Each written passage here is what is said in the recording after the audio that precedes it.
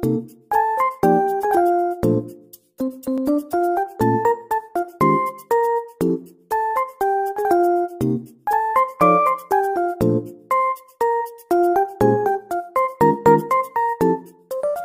assalamualaikum warahmatullahi wabarakatuh. Salam berjumpa dengan saya kembali, Ahmad Daniel dari Ahmad Daniel Channel. Oke, ini mau saya bikin konten pendek saja. Saya mau share atau bagikan pengalaman saya dalam menjalani hidup ketofastosis lifestyle atau KFLS.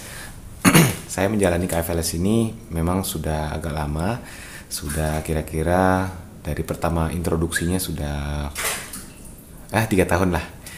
Jadi waktu itu saya kalau mau diceritain panjang, tapi intinya saya punya masalah kesehatan yang saya udah capek berobat secara medis, dan ternyata KFLS di sini tidak anti medis juga, punya pendekatan yang agak beda terhadap bagaimana membuat tubuh kita itu kembali mereparasinya diri sendiri. Nah itu dia.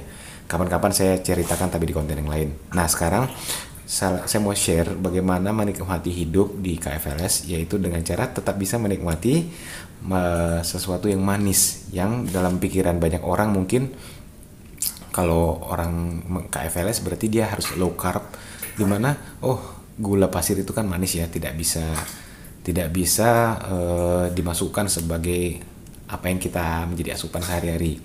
Nah ternyata itu tidak benar, bahwa yang manis-manis tetap bisa kita masukkan asal itu tidak mengandung kalori. Itu dia kuncinya.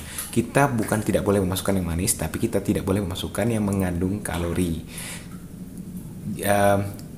Bukan tidak bisa masukkan sama sekali sih. Pasti ada yang tidak sengaja termasukkan, atau memang dalam takaran yang tidak banyak seperti bumbu-bumbu.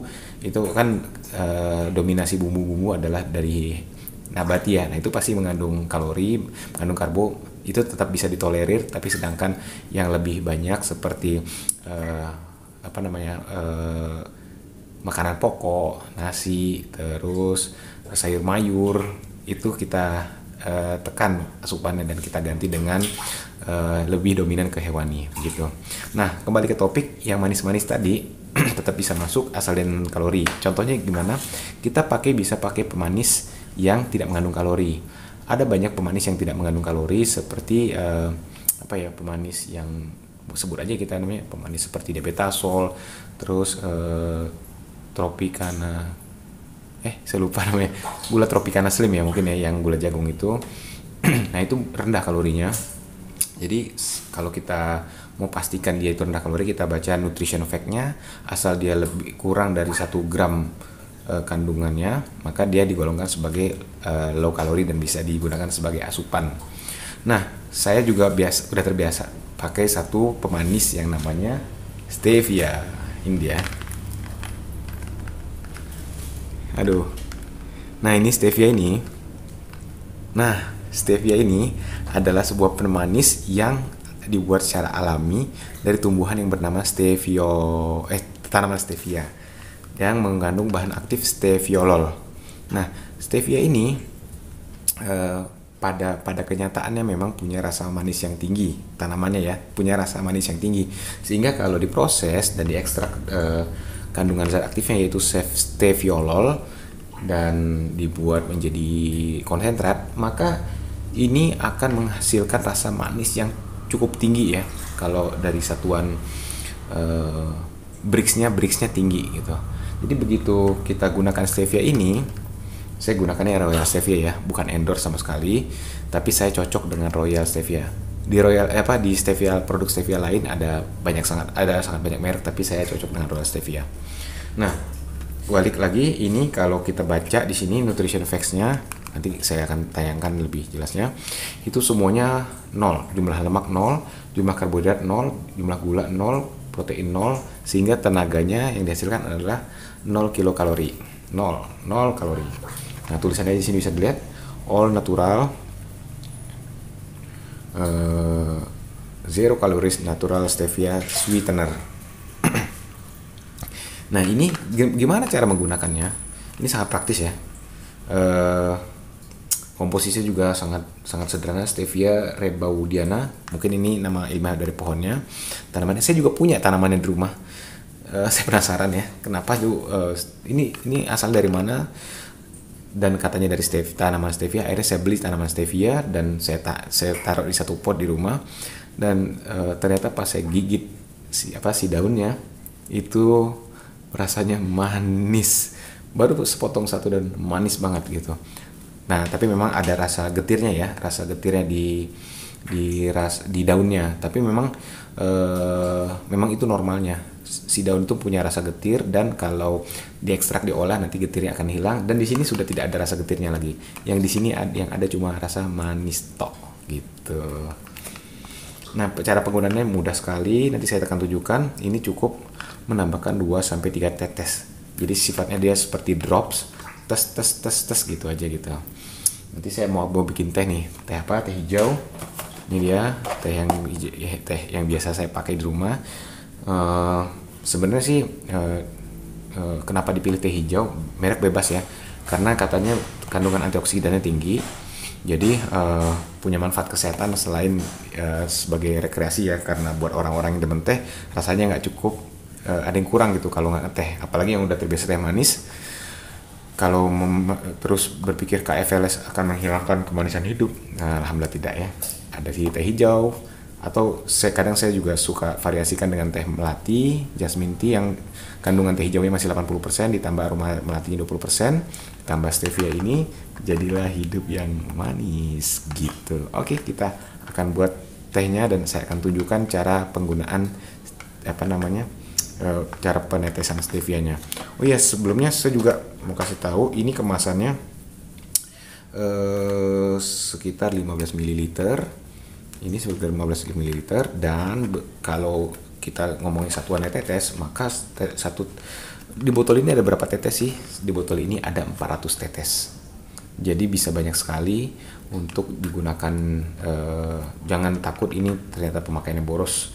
Ini ada 400 tetes. Dan kebiasaan saya kalau gelasnya sedang itu cukup 2 tetes. Gelas yang segini itu cukup 2 tetes, itu udah mencapai manis yang kuat ya, agak kuat, bukannya manis yang jambu atau manis yang tipis, tapi udah cukup kuat.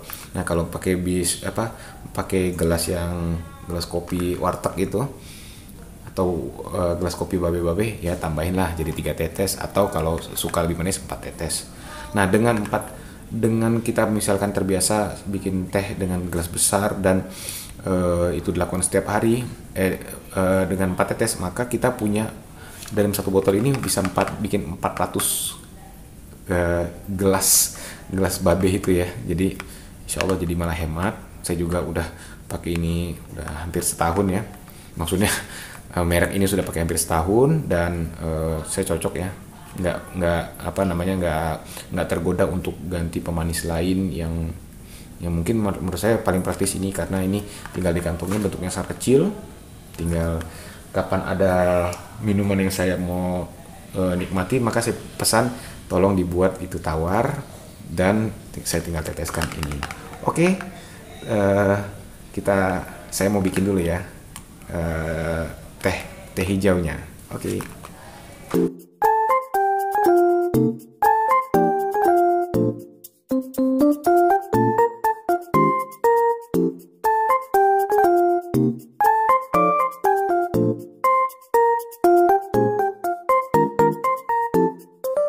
Oke, ini semuanya udah siap ya. Sekarang kita mau seduh tehnya. Kita ambil satu buah kantong. Merek apa nih? Merek Cap Kepala Jenggot Premium Green Tea. Nah, ini agak mahal memang. Kalau nggak salah di Indomaret atau Alfamaret tuh harganya 18.000 untuk satu kotak ini berisi 25 kantung. Nah, sekarang bismillah kita tuang ya. Wih, wanginya teh hijau banget, jadi agak pahit sih sebenarnya. Makanya kalau buat saya yang udah terbiasa manis-manis, kalau tanpa dikasih pemanis rasanya kurang enjoy. Untungnya ada stevia. Bismillah.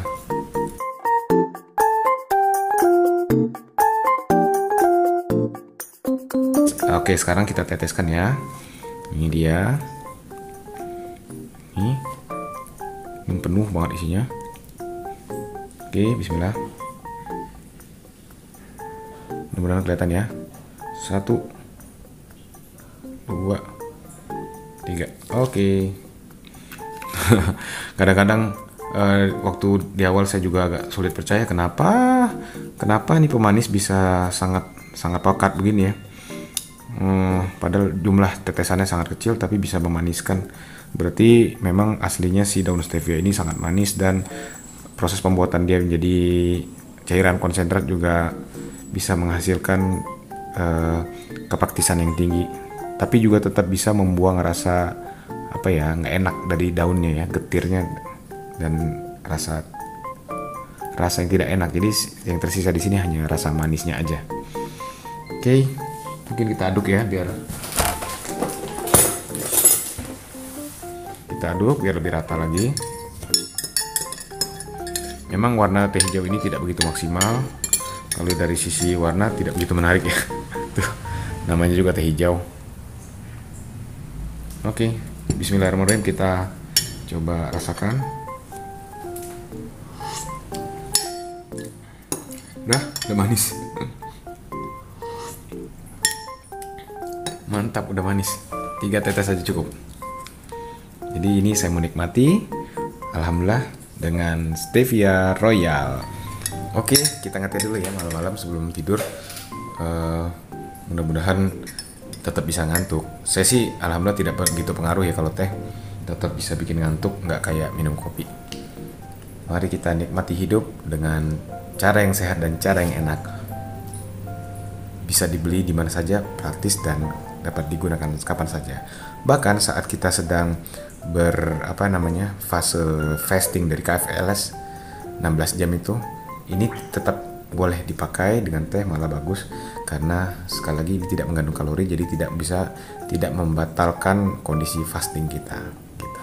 Oke deh, saya ngeteh dulu. Mudah-mudahan kontennya bermanfaat dan saya doakan biar saya sendiri sehat, keluarga saya sehat, dan kita semua selalu menjadi pribadi yang mencari cara bagaimana lebih sehat dari hari ke hari. Oke, semoga kita semua tetap sehat di situasi pandemi ini dan semoga pandemi tetap segera berakhir. Assalamualaikum warahmatullahi wabarakatuh. Jangan lupa like, comment, and subscribe.